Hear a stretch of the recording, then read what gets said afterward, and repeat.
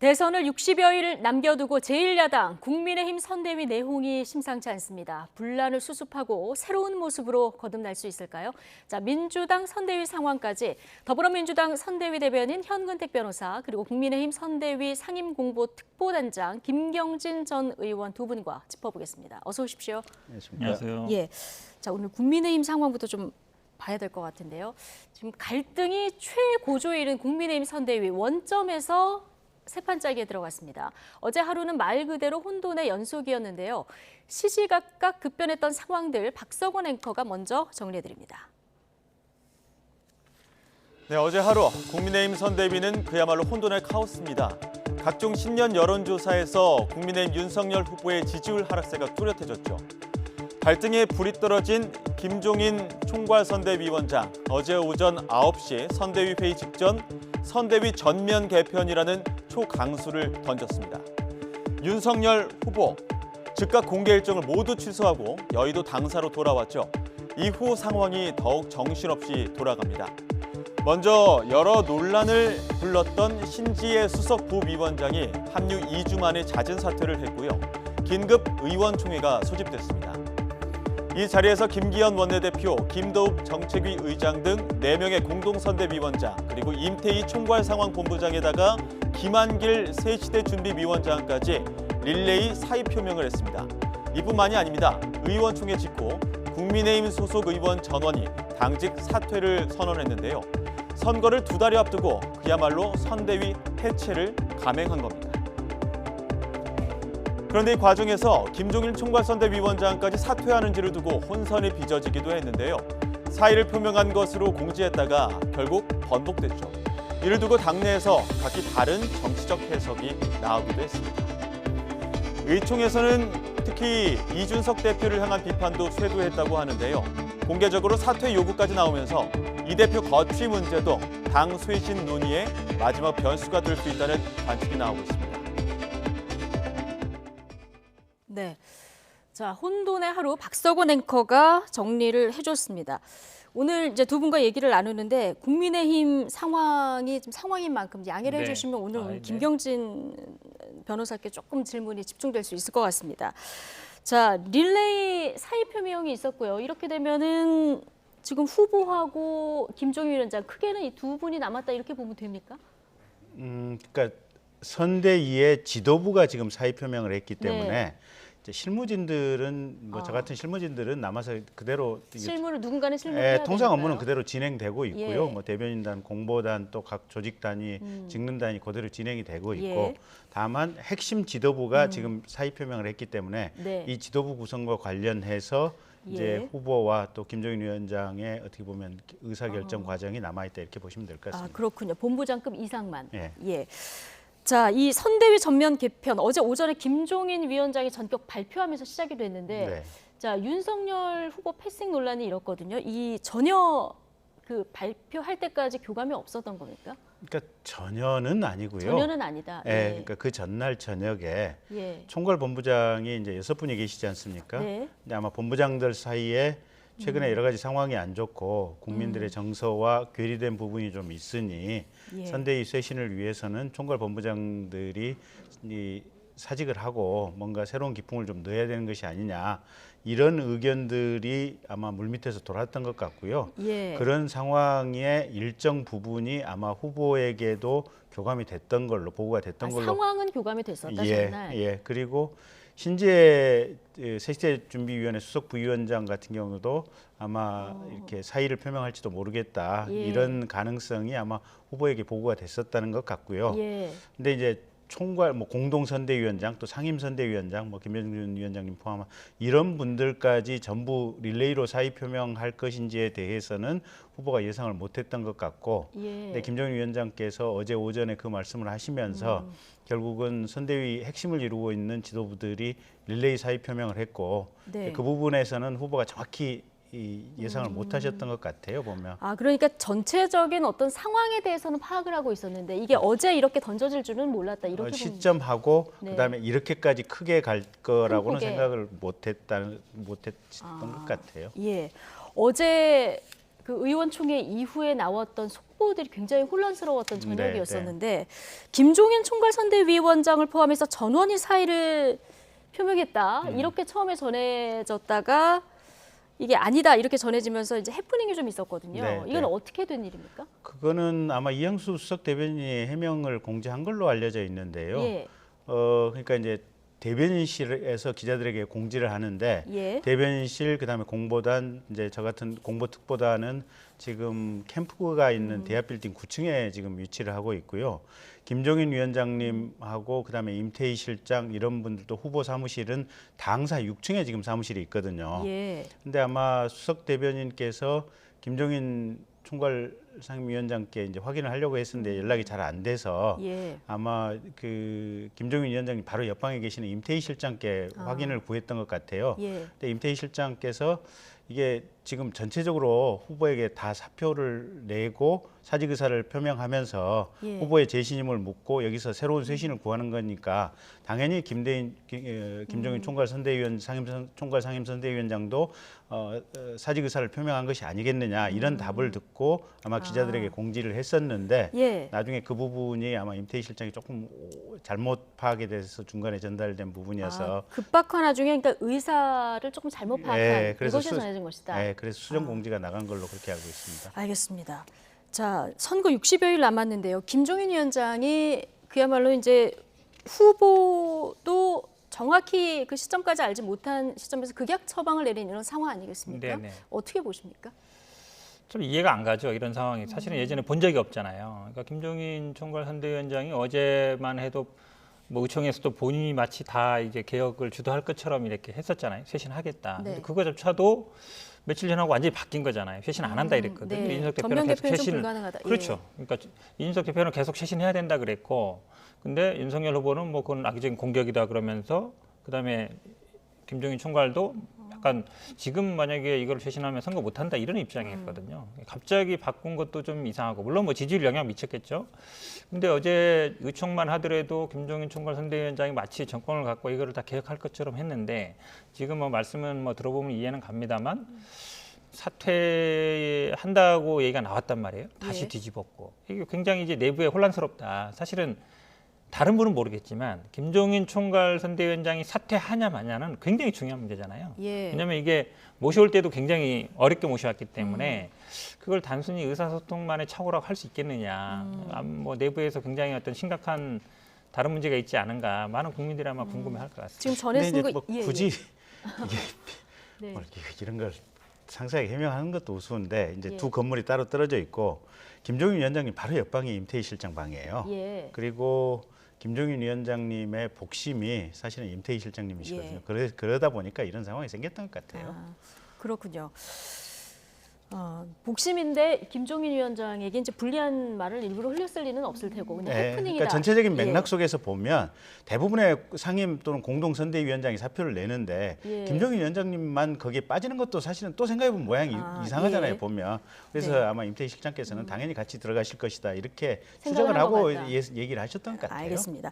어쨌든 지금 원점에서 새 판을 짜야 되는 이런 상황인데 자 지금부터 그러면 선대위 개편 작업은 누가 주도할까? 자 관심이죠. 관련한 김종인 위원장 발언 듣고 오시겠습니다.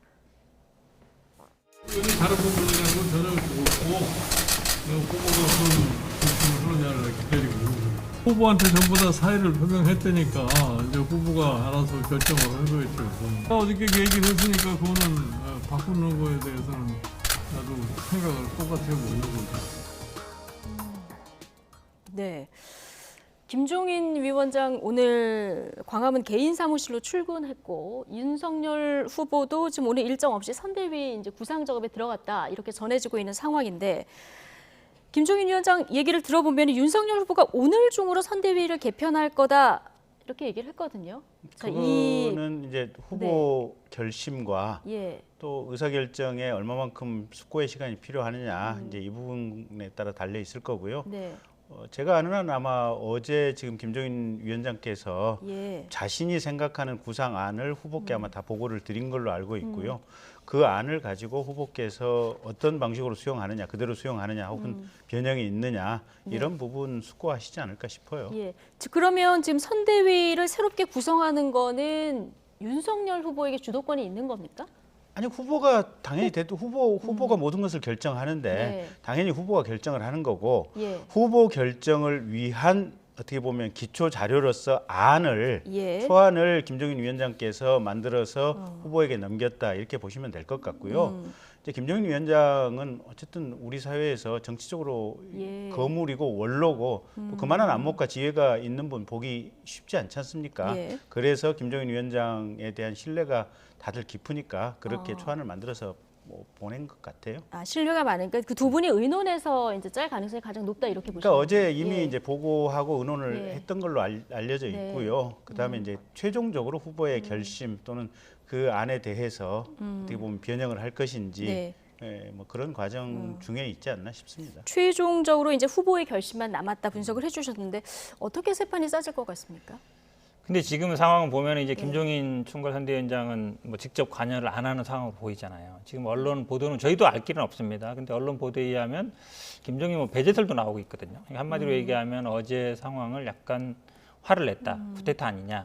사전에 동의 안 하고 그다음에 이제 뭐 연기만 해달라. 이게 말이 되느냐. 이 일부 부분이- 언론 보도죠. 그렇죠. 예. 일부 언론 보도에 지금 나오는 보도에 의하면 약간 김종인 총괄 선대위원장도 좀 어차피 이준석 약간 편을 드는 거 아니냐. 한마디 얘기하면 이제 이준석을 배제시켜야 된다는 여론이 굉장히 강한 것 같은데 어떻게 후보랑은 상의 안 하고 이준석 대표랑은 상의할 수 있느냐. 이제 이런 보도도 있는 거거든요. 예. 그러면 아마 당연히 선거에서 주도권 후보가 같습니다. 후보가 예. 최종적으로 결정하는 거예요. 그러면 김종인 총괄 선대위원장이 이 쇄신 작업을 주도하지 못할 가능성이 있는 게 아닌가. 왜냐하면 예. 어제 의총하고 오늘 발언하고 완전 다르잖아요. 어제 예. 의총은 본인이 이 회신 작업을 주도할 것처럼 얘기하는데 지금 얘기하는 거 보면 후보가 결정할 거다. 나는 뭐 결정에 따르겠다는 취지여서 오히려 뭐 사표를 내서 재심을 받는 형태 처음에 나왔던 예. 보도가 맞는 게 아닌가 이런 생각도 좀 들고 있습니다. 예. 자, 지금 말씀하셨으니까 오늘 한 보도가 이제 윤석열 후보가 김종인 위원장 행보가 이제 쿠데타다 하면서 화를 냈다 이런 발언을 한 언론 보도가 나왔거든요. 오늘 이준석 대표가 뭐 상황 봐야 되겠지만 놀라운 발언이다. 이거는 뭐 이런 인식이 있다는 거는 동의하기 어렵다 이렇게까지 얘기했는데 이 진위 어떻게 파악하고 계십니까? 저는 모르겠어요. 이건 전혀 모르십니까? 예, 모르겠는데 네.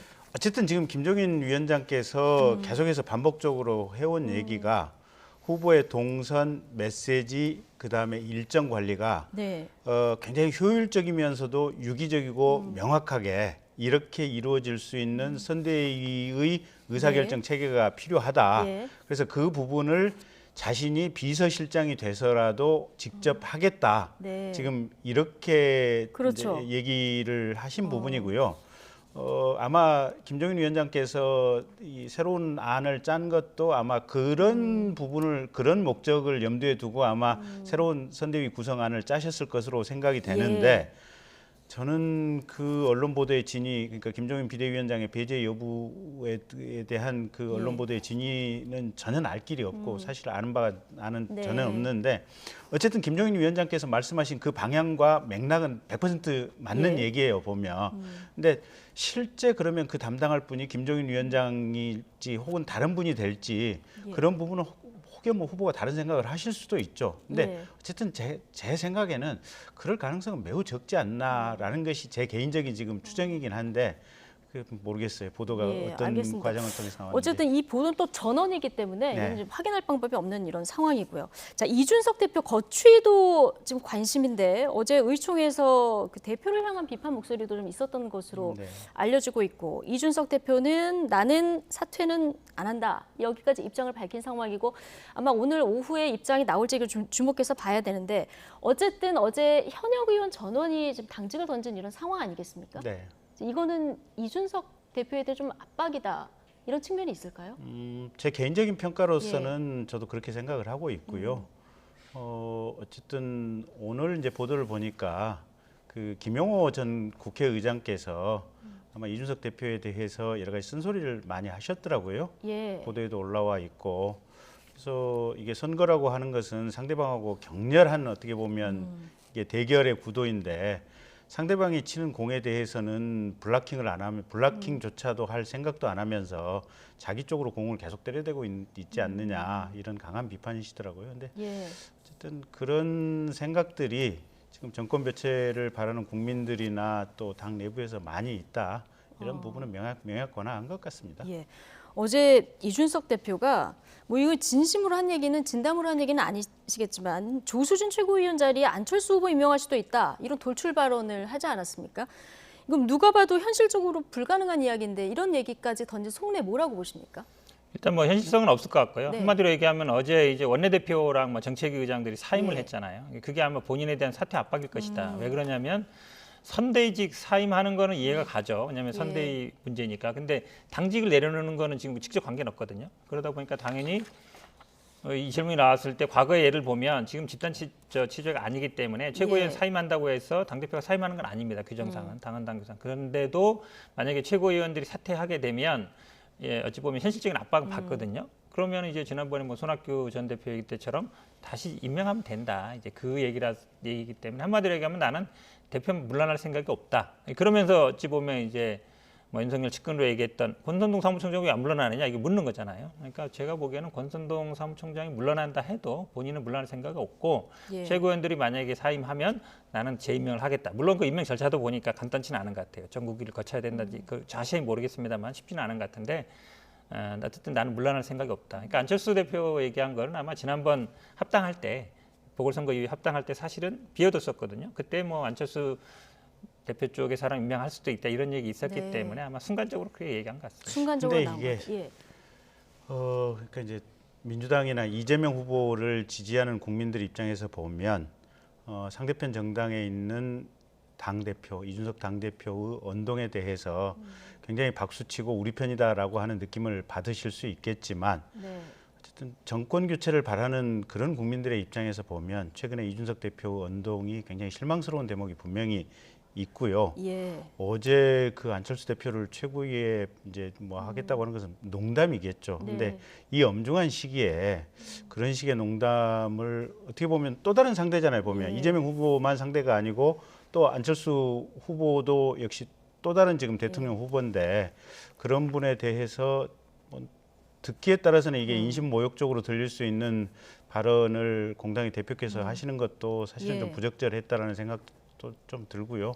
어쨌든 이준석 대표는 스스로 좀 많이 좀 정제의 필요성 그리고 정권 교체를 바라는 어떻게 보면 그 열망의 중심 근처에 본인이 서 있다고 하는 그 위치를 절대 잊어서는 안 될 것 같아요. 어쨌든 뭐 여러 갈래로 좀 갈등이 이어지고는 있습니다만은 위기 의식은 다 공감을 하고 있는 거 아니겠습니까? 그렇죠. 어떻게 이제 선대위가 다시 꾸려질지 좀 지켜봐야 될 것 같은데 현근택 대변인님 어제 이런 중에 추미애 전 장관이 이준석 대표를 세월호 선장 이름도 이준석 아니겠습니까? 그렇죠. 여기에 빗대서 조금 논란이에요. 어떻게 보십니까?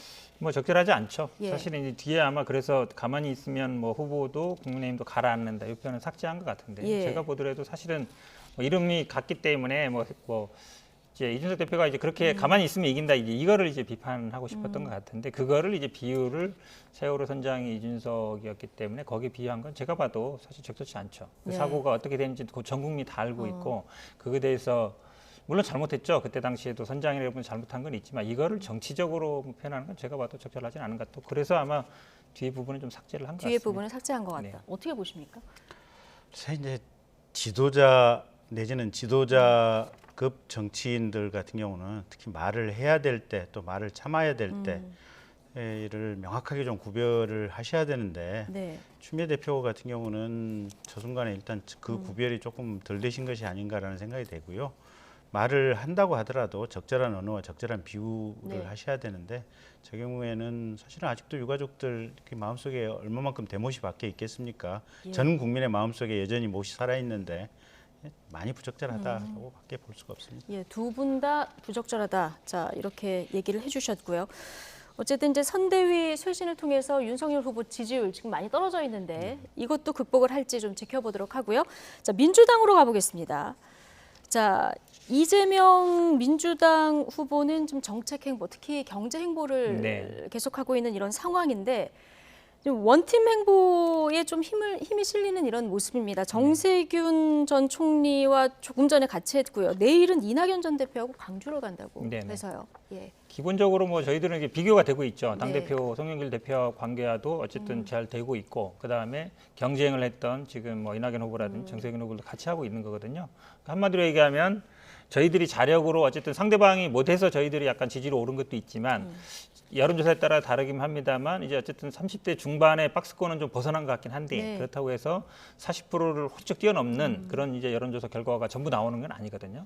근데 사실은 네거티브로 상대방이 실수하는 걸로 저희들이 득점하는 건 다른 차원이기 때문에 예. 어쨌든 대선이라는 거는 미래의 비전을 제시해야 되는 것이고, 그러면 국민들한테 그 미래 비전을 제시해야 되는데 가장 큰 문제는 코로나 어쨌든 민생 문제, 경제 문제지 않겠습니까? 그렇게 본다 그러면 경제를 살리는 아니면 성장 정책 지금 계속 얘기하고 있어서 거의 포커스를 맞추고 있다. 결국은 아마 뭐 상대방 진영이 뭐 단일화를 하든 어떻게 하든 예. 독자적으로 저희들이 50% 이상 득점하려면 40%에서 45% 일단 1차적 45%, 그렇죠. 예. 45%가 일차적인 목표로 볼 수 있는데 지금 지지율 상승은 반사이익 측면이 있기 때문에 반사이익 측면도 예. 있고 저희들이 좀 오히려 가져간 부분도 있습니다. 그렇지만 그래도 이제 상대방의 실수만 가지고서 저희들이 이제 그 이상 가져갈 수는 없기 예. 때문에 뭐 다자 대결이 되든 양자 대결이 되든 저희들은 저희들이 할 일을 하겠다. 네. 그런 입장을 갖고 예. 있습니다. 자, 이런 상황에서 이낙연 전 대표와의 광주 동행은 좀 의미가 커 보이긴 하는데 어제 당원 게시판이 한 달 만에 다시 열리지 않았습니까? 네네. 실명으로 열렸는데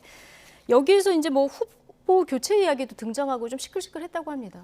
우리 뭐 당원 게시판이 뭐 아시겠지만 예전에 비실명이었고요. 그 예. 당시에는 또 경선 과정에는 정말 뭐 험한 얘기 많이 오갑니다. 근데 이제 실명하면서 가운데 글자만 이렇게 익명으로 한 거라서 완전 실명은 아닌데 네. 물론 여기에 뭐 모든 당원들이 다 활동하는 건 아니고요. 대부분이 아마 또 뭐 이재명 후보를 반대했던 분들이 많이 나와 있긴 하지만 그것도 저는 뭐 민주주의이기 때문에 네. 받을 수는 있다. 근데 저희들은 아마 지금 국민의힘과는 좀 다른 상황이다 봅니다. 당에서 예를 들어서 이낙연 후보, 홍준표 후보와 확실히 다른 입장이거든요. 직접 도와주기도 하고 예. 지금 이제 광주에서 같이 한다 그러면 아마 호남에 지금에서 이낙연 후보를 지지했던 분들도 이재명 후보를 지지할 걸로 보고 있어서 물론 뭐 그런 목소리는 있습니다만 이낙연 후보도 같이 도와주고 있고 정세균 후보도 같이 하고 있기 때문에 그런 움직이는 뭐 큰 흐름이 될 걸로 보고 있지는 않습니다. 예. 지금 홍준표 후보 얘기를 하셨는데 홍준표 후보는 앞으로 이제 선대위 개편 상황에 따라 좀 적극적으로 참여할 그런 가능성도 있을까요? 잘 모르겠네요. 그건 홍준표 예, 후보님을 제가 좀 직접 어려운 한번 질문만 드리나요? 예, 직접 한번 인터뷰를 한번 해보시죠. 근데 저희도 안 그래도 좀 시도하고 있는 예, 상황인데요. 예. 근데 예. 지금까지 본인이 선거 이후에 물론 이제 한 40일 전쯤에 후보와 홍준표 후보가 저녁 식사 같이 했고 아마 많은 말씀을 나눴던 것 같아요. 네. 그리고 그 이전에도 후보께서 홍준표 후보 아마 전화도 많이 드렸고 뭐 그런 상황인 것 같은데 어쨌든 이준석 대표와 지금 홍준표 후보가 당내 후보 선출 이후에 취하는 입장이나 자세, 언동이 유사한 측면들이 많죠. 그러니까 어쨌든 자당의 후보에 대해서 지속적으로 공격적인 메시지를 대외적으로 내고 네. 있다. 이 점은 공통점인 것 같고. 아, 이준석 대표가 좀 이런 부분이 공통점이다. 예, 그래서 그 부분이 과연 쉽게 변할 수 있을지 예. 그거는 잘 모르겠어요. 알겠습니다.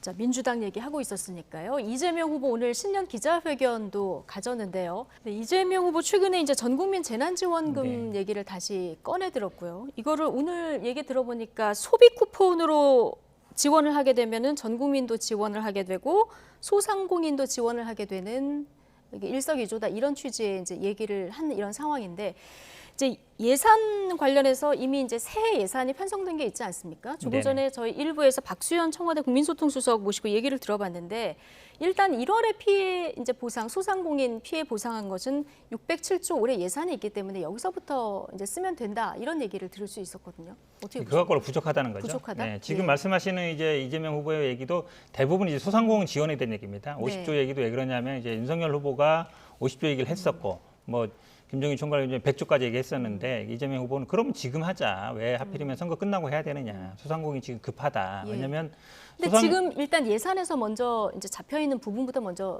그 갖고는 쓰면 부족하다는 거죠.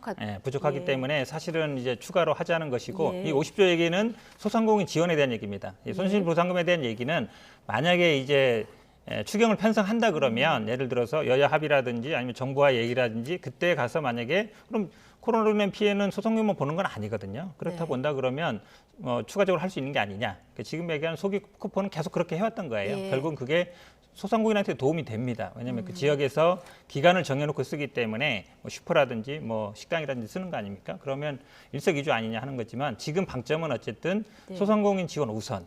그 다음에 여야 합의라든지 좀 여력이 된다 그러면 전국민 재난지원금 요 방향으로 지금 말씀하는 것 같습니다. 네, 임경진 특보님, 이재명 후보가 야권이 혹시 여당의 표가 되지 않을까 걱정을 해서 못하게 막으려는 마음이 있는 것 같다. 이 얘기를 조금 더 듣고 왔거든요. 후보께서 저런 식으로 얘기하시면 안 되죠.